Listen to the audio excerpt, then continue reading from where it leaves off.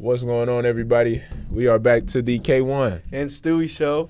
We're happy to be back in the studio. Yep, we certainly are. We want to give a congratulations to you guys for the Sweet 16. So how does it feel coming off of a really big win? Felt like we did, what we was supposed to do for that particular, trip in that particular week. We wanted to go to Indianapolis to win 2 games, and that's what we was able to do. So, we blessed to be able to go to Dallas, and we had the same goal. And it starts with 1 game Friday against NC State. Mm-hmm. Yeah, I would just say, just grateful for each and every moment that we get, and after winning that, winning the same game we lost last year, getting over that hump, we just have more opportunities, more moments ahead of us. So that's just the main thing we're looking forward to, just time getting to spend it with each other. And playing together even more. So it's going to be great, and we're definitely looking forward to, continue to go. Mm-hmm. Yeah, for sure. As you can see, there's no guest today. It's just, the trio. We got Hope, Stu, and myself. We just here talking to you guys, about a few different things that, we think y'all should hear. It's been a while since our last episode. Coach Smart was on here, gave us some great content. So, as you know, we always start with EGQs. For those who are new to our podcast, EGQs were based off of the energy-generating behaviors that is very central to the Marquette basketball culture. So the first energy-generating question is, if you were stranded on an island and you could only bring 3 possessions, what would you bring? Now, I assume this question... there's like an assumption that there's not reception is kind of my thought. So you can't bring a phone? That's what I'm thinking. Okay. So nothing that has to do with internet or contacting the outside world. All right, bet. Am I just stranded on the island on an accident, or is this a quest? They dropped me on the island for a week? I'm not sure, Cam. All right, bet. I was about to say, because I was going to say water, as much water as I could. Shit. Yeah, I was going to say food and water, but I don't know if that's a... You feel what I'm saying? That's why I was asking, this a quest or we messed up? But say we messed up, and I'm just... Well, no, but I'm bringing possession, so it got to be a quest. Sure. It's a quest. You're on this... you're stranded on an island. All right, bet. I'll tell you what mine would be. Right. So I would bring an MP3 player. Download all my favorite songs. Okay, I know it's random, but I would. And I would bring headphones. Okay, that's 2 possessions there. We on the island. Yeah, you ain't living long. Yeah, you not finna live long on the island. You can finish. I'm gonna bring some clothes, some some. Where are you going? I'm just trying to be warm, be fair enough. Be cozy, and then I'm gonna bring some what's it called? Let's start the fire. Wood? Flint? Oh no. Okay. Don't you need something to spark the fire? Can't you start a fire with rocks and wood or with rocks? I don't know how to do that. I seen it on the show. That's why I was asking. I don't know. It might be fake. Okay. Well, give me one. But you got it. And then probably a spear or something. Protect myself. I was about to say, something might be on that island. A That's gun fair. or something. I don't know. Man, what would I take? Yeah, I agree with Stu. I might have to take a little weapon. So some kind of knife. I'm gonna take 100 pack of granola bars. Okay. And 100 pack. Yeah, I don't think they make those. Yeah, so we on an island, so I'm gonna have to just live with the water that's around me. If it's salt water, I can clean that out. You feel what I'm saying? I can get that right. So I guess. Yeah. Man, what would be my third thing? I just bring more food. All right. That was really insightful. Yeah, hopefully none of us ever have to go to a quest on an island. Never ever, please. No, please. Yeah, but for our next EGQ, I was actually wondering, if you guys, I know I do, just have any, specific, March Madness favorite memories just, from your childhood growing up. I remember watching. Growing up, I used to be a huge Duke fan because of Coach K, but I hate Duke now. But I remember watching Duke play Wisconsin in the national championship, and I remember watching that game with my dad. And my dad told me, he said, he was basically telling me that I could play on that stage one day. I didn't even believe him, but I thought he was just trying to be a good dad and say what he was supposed to say. For sure, shout out Pops. And that's my answer to that question. I don't have one that specifically comes to mind. I'm sorry, I don't. But let me just say that watching March Madness with you guys has been very exciting. So I think, I don't know if I have like a childhood memory that comes to mind to speak about, but. I remember watching Memphis lose in the national championship to that shot Mario Chalmers hit. That was a long, long time ago, though. But, I remember my dad being upset about that. I wouldn't say mine is, like, a particular game or anything. I just remember, being in class and, like, everybody having filled out a bracket. And then just, begging the teachers to have the games on the screen while we're doing our work. And then just watching those and just, like, going back and forth with my friends about how I was right. I thought I knew what I was doing. I mean, I was just guessing. Guessing. So I just remember that and, always think back to that every time we're about to play. Man, definitely. I forgot all about that. Used to beg the teacher, please. The first round was crazy. Yeah, the first round was when it was really. You had game. It was a game on. They tip off was at 12:38 on 2 different channels.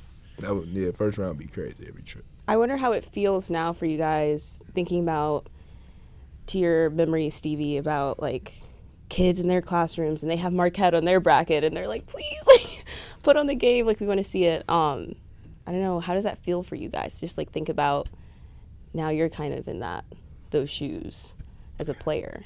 I actually think about it, like I said before, every game we played this year in March Madness, just because, like I still stay in touch with a lot of people back home, and like just like the younger kids that play basketball, I like kind of know a lot of those kids, so they kind of always are like, DMing me, stuff like that, just like saying good job, like reposting me to their story. So just like kind of staying in touch with them and just knowing that they're watching and, they're cheering us on just like means a lot and makes me want to, give my best effort, because I know, all the little kids who, may look up to me, and now even just Cam, because of, we play together. They've been watching him as well, just, looking up to us and getting to see us, put out our best effort. Yeah, for sure. Kind of going off of what he said, it'd be cool to, see a little kid with your jersey on. That kind of brings you to the moment. It's to me, and I kind of feel like I'm speaking for Stu as well. It kind of just feel like, we just living our everyday life, like just, doing our job, doing what we, at Marquette to do. And, you see a little kid that want to take a picture of something that definitely makes me, feel a little surreal. And I definitely don't take that for granted. Yeah, because I remember being that little kid. Being that little kid, man.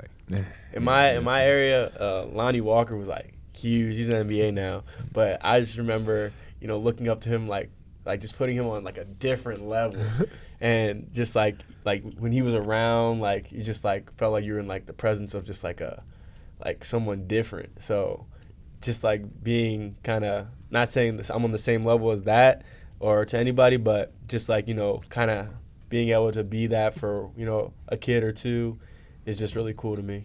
I think you on that level. Man, I appreciate that. So too, yeah. I did. I told you. I told you since freshman year, I'm going to tell my nephew, be just like Stu. Be just like Stu. But yeah, our final EGQ for this episode is there something that makes you feel unstoppable? If so, what is that? Unstoppable? Like on the court? I was thinking like, let's just say in life. In life, honestly, for me, this might be unique, but like when I do like get like a good grade on like a few tests, like back to back, I feel like the man. Yeah. I feel like I know what I'm doing. I feel good, and then especially like do that, and then go get a win, and just feel like everything. I just feel unstoppable. Classroom, court, just like is a good feeling. Ooh, but yeah, definitely, I definitely get a thrill from doing well on tests, especially when I had like 2 in the same day and, get those grades back and they both went well. A test in a good game, that's a good day. That's tough. That's tough. What about you, Hope? Yeah, that's a good question. I feel like for myself, I would say my family and friends and mentors and just everyone who supports me, because I feel like we all have moments where, especially myself, where you doubt and you're not sure about your future and you're not sure if you are like going to be good at whatever else you're kind of going out for. Like I know a big thing for me was like graduate school, and to have so many of my friends and my family believe in me, especially when I didn't believe myself at certain moments through that process, yeah, that made me feel like I was unstoppable. Like, yeah, there's just nothing like support, especially from people that you look up to, that you believe in yourself. So, yeah, I think that makes me feel unstoppable. So what's up? Definitely. I kind of got the same answer, but what really helped me realize that was Minato, bro. When he was like, I felt this before. He's like, this is how I felt when I was with your mom. Like, we could do anything. I was like, damn. For the listeners who may not know what he's referring to, Minato is a character in one of our favorite anime shows, Naruto. Also known as Stevie Mitchell. That's Minato. My favorite. That's my favorite character. Mm-hmm. Lord Fourth. I'm sorry. Yeah, Lord Fourth. He that guy for sure. He that guy. But definitely, if I had to answer that question, definitely the people that I love, man behind me for sure. I would definitely say that. Mm-hmm. Man, well, yeah, I would also say that, people I love made me feel unstoppable. Just having that backbone support. Feel me? Yeah, for sure. Definitely. Obviously we're about to go, to Dallas to compete in the, the third round of the tournament, the Sweet 16. But last one, Coach Smart, in his interview, he was talking about being grateful. And that's something that he preaches that to us, like in the locker room, walking around. He'll come to you saying, I'm grateful for you, et cetera. What were some things you think you've been grateful for this season?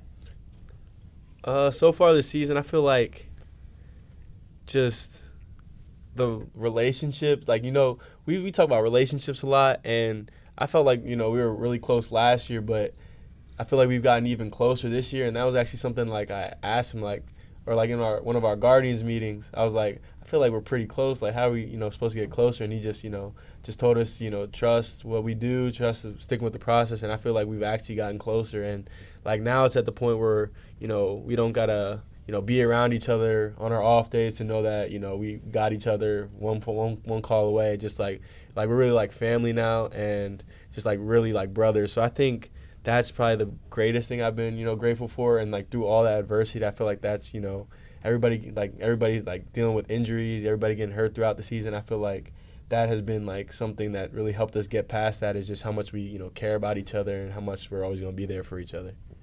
Yeah, fast. I feel like a lot of people talk relationships, but it's different to talk it and have them. So, I think that's something that be you, and that's a huge advantage on the court. College basketball is hard, man. Everything about it is hard, especially now, you feel me, in the playoffs. Just want to go home. Don't nobody want to go home. Man, every possession is a fight. It's a battle, man. It's tough. So from a journalistic standpoint, I am really curious about the things that we typically don't see, or, it's not shown on the Instagram and the highlight reels and things like that. So I'm curious what your guys' championship day-to-day habits are. What does that look like to keep your mind and your heart and like you're self-focused on what's to come next? What do you guys do? We're going to let Stu answer that one. Okay. He the man with the plan. Championship everyday habits.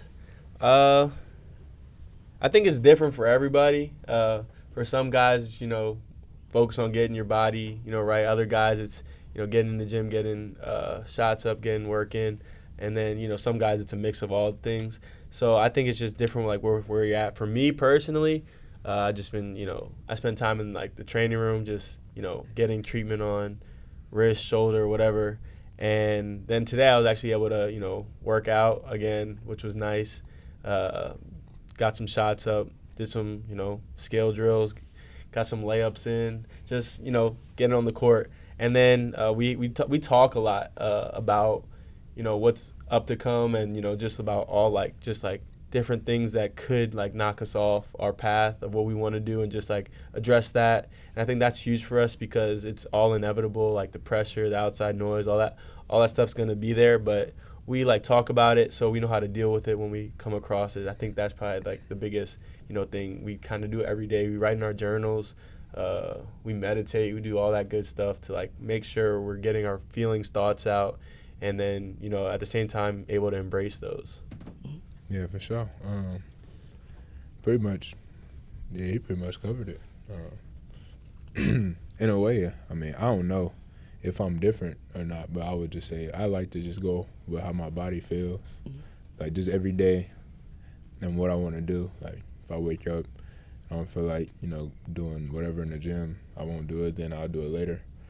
But that's obviously when I can, you feel what I'm saying? Obviously, if I got to do something, I'm going to do it, but yeah, I think just listening to my body has been a huge change, especially this year for me.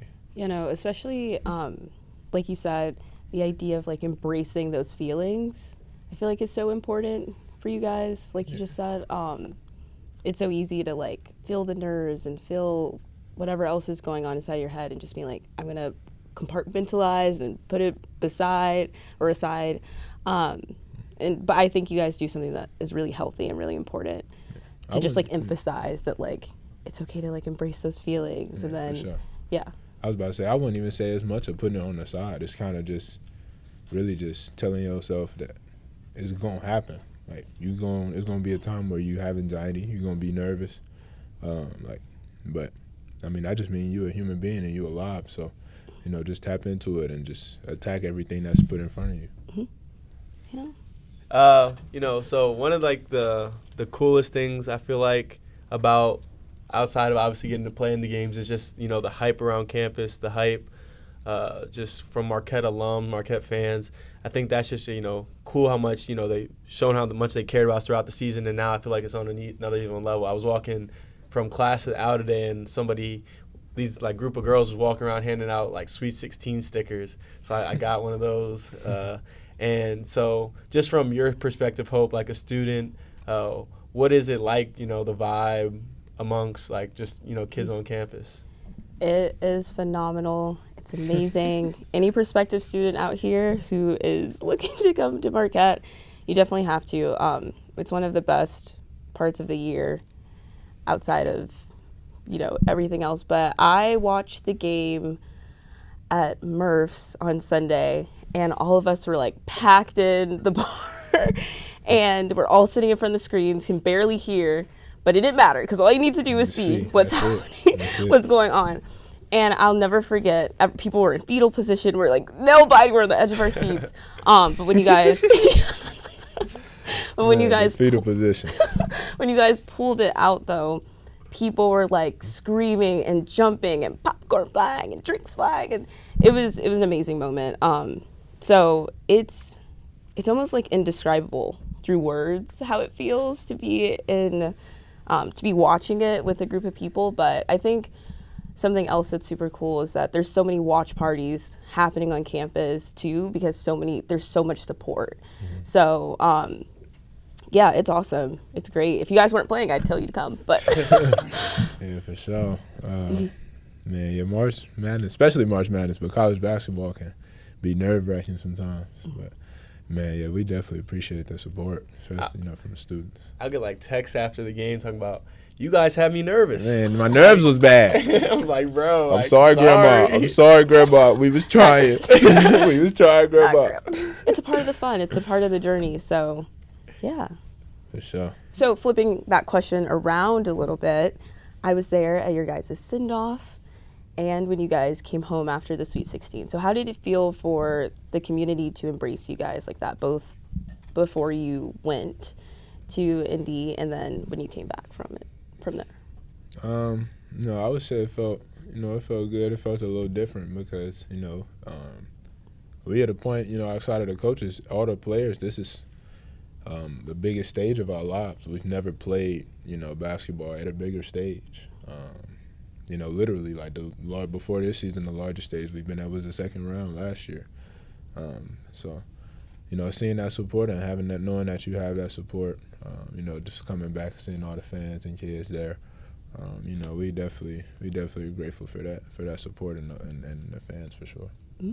Yeah, I think the send-off is, I think the send-off is really cool because I think no matter how, like, guys go through it, some guys trying to, have a serious face when they're walking out. But then, like, for me personally, sometimes I'll have music in, I'll try to have a serious, but, like, 0.5 seconds into the send-off, I see everybody yelling, screaming, I start smiling just because it's like, it's really cool just to you see people caring about what you're doing and, caring about you and being there, like we were talking about earlier, to support you. So, people taking their time out of their day to come wish us good luck on, something that means a lot to us and means a lot to them is, huge for us. And then when we get back, them being there to support and say congratulations is also cool.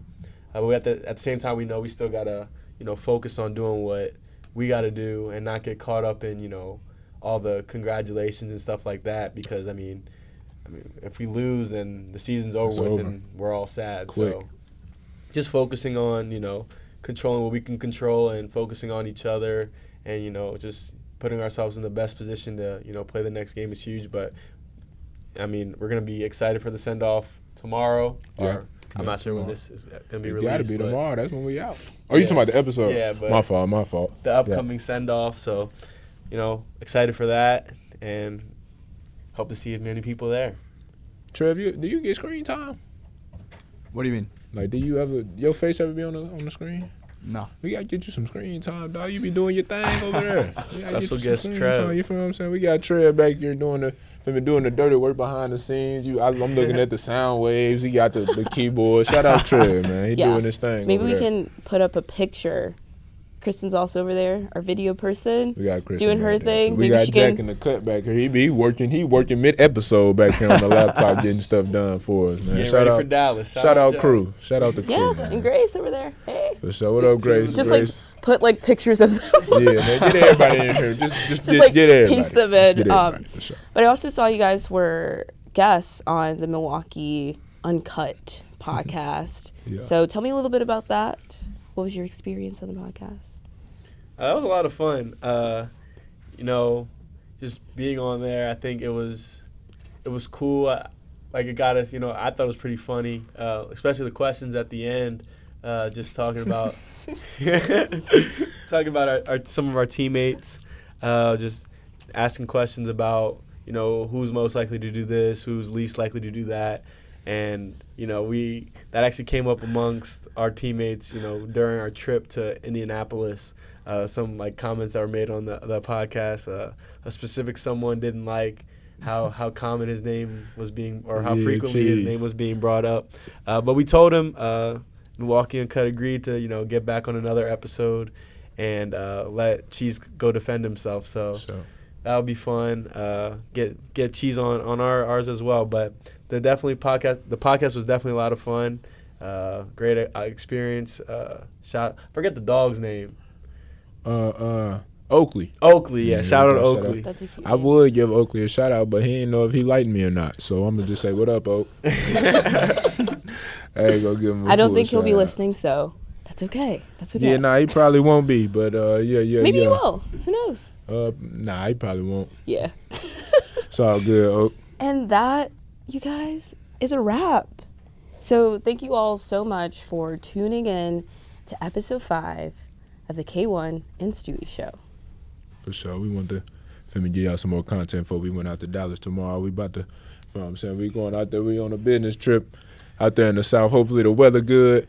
I ain't taking no coats. It's going to be bad when we get back, though, but I ain't thinking about that. Thinking about Dallas. Yeah.